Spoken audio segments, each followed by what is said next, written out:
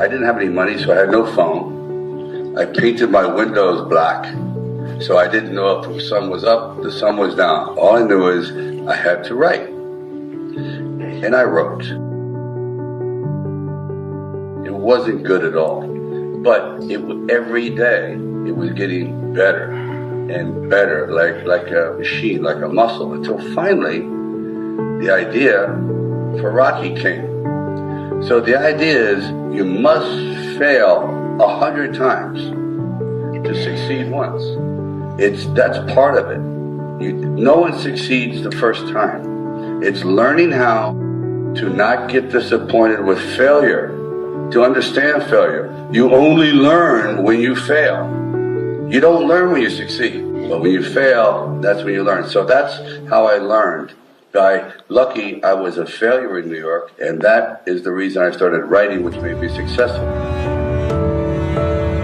I think everybody has fear all wrong. People have so many theories about fear. They talk about, oh, well, I'm afraid of success. No, I'm afraid of failure. I'm afraid of intimacy. I'm afraid of heights. I'm afraid of this. I'm afraid of that. I'm afraid of the other thing. There's actually only two fears. Only two. Life is about persuading people. Life is about influencing people.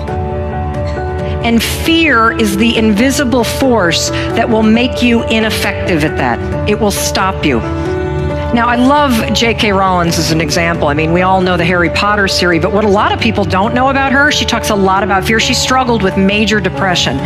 Do you know she was unemployed and she wrote the original idea for Harry Potter on a napkin while she was on state benefits? She was then rejected by 12 publishing houses. And this, by the way, was after she was divorced, bankrupt, and a single mom of a kid. Pushed herself, pushed herself, pushed herself. She talks a lot about fear and about failure.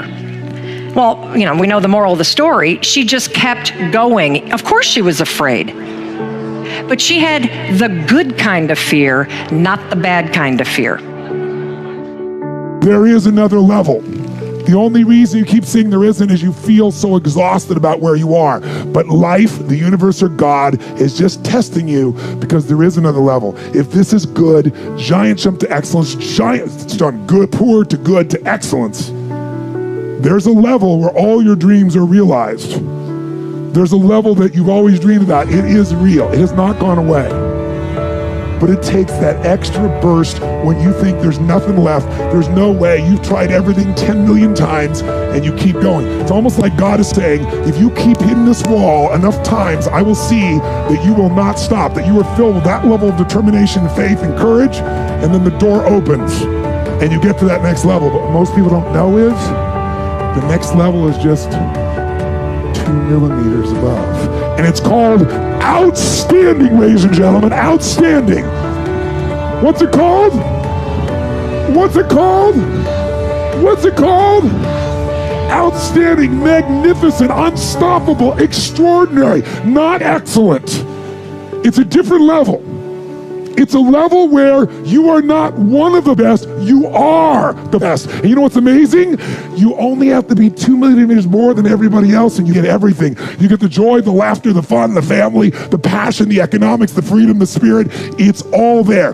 What Jerry Maguire called the Quan, baby. All of it. And it's just 2 millimeters above, and most excellent people give up because they're exhausted. And there's some people that go, the harder I hit it, the more I hit it, sooner or later it's going down, I'm not stopping. And when you do that enough, it pops open.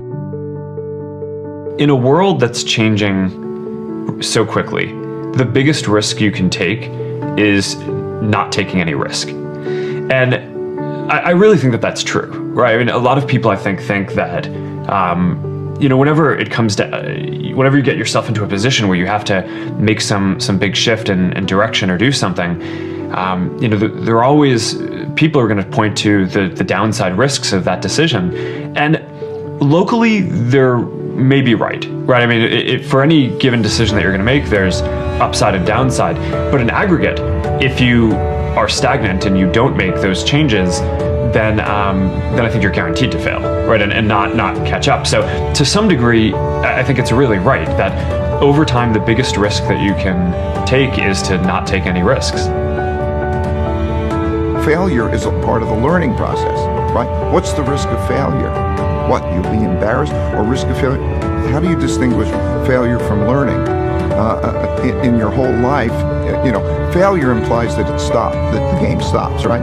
If it's part of you're failing and then you learn, then that learning is part of the moving forward, right? So that is what the process is like. Fail, learn, move forward, and constantly do that because you're cutting edge. You're going where people haven't been before in inventiveness. Through all the occupations I've had, I've experienced successes and, as you know, failures. I'm asked what it felt like to lose to President Obama. Not as good as winning. Failures aren't fun, but they are inevitable. More importantly, failures don't define who you are. Some people measure their life by their secular successes. How high on the corporate ladder they got, how much money they made. Did they do better than their high school classmates? If that's the kind of success you're looking for, you're bound to be disappointed. Life has way too much chance and serendipity to be assured fame or fortune. You cannot achieve success without failure. Some of my biggest successes come from some of my biggest failures. In the early 90s, when my friends were graduating from Howard, I got fired from that first job that I got with Andre Harrell. I know a lot of you know this story, but some of you may not know how scared I was. See, I was scared to death.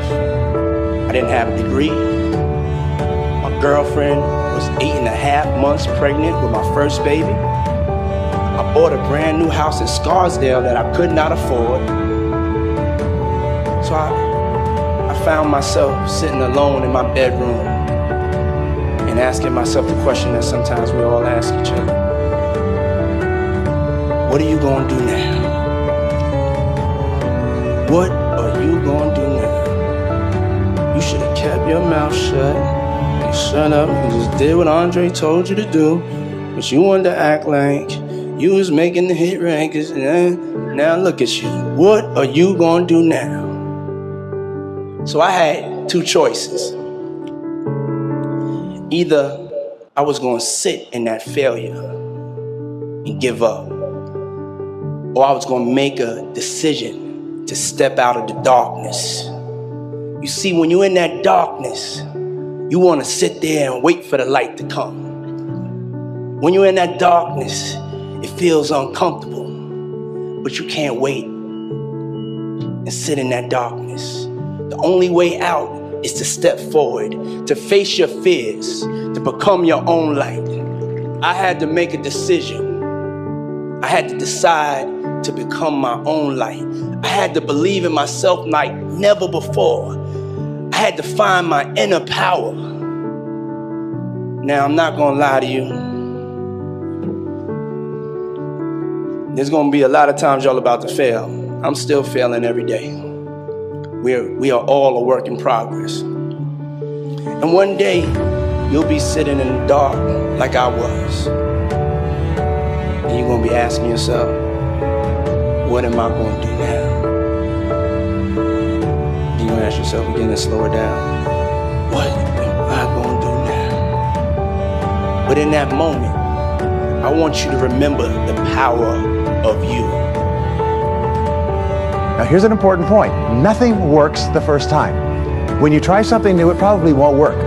When you try something new several times, it probably won't work. And the turning point in my life came when I would hear good ideas, and I was so eager to be successful in selling. I would run out and try the ideas, and they wouldn't work. I'd try a way of getting an appointment or answering an objection or closing a sale. It wouldn't work. And my natural response, and I think just to be disappointed. And then I realized nothing works, at least the first few times. So I decided I would try a new idea 5 or 10 times before I passed judgment on it. I would not just try it once and quit like most people do, and that changed my whole life.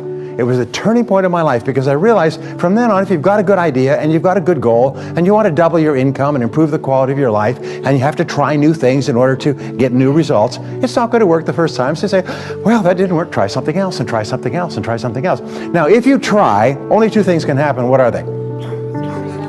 Succeed or fail. If you succeed, you do more of it. If you fail, you learn from it, get smarter, and try it again. So you cannot lose by taking action. You can only lose by not taking action.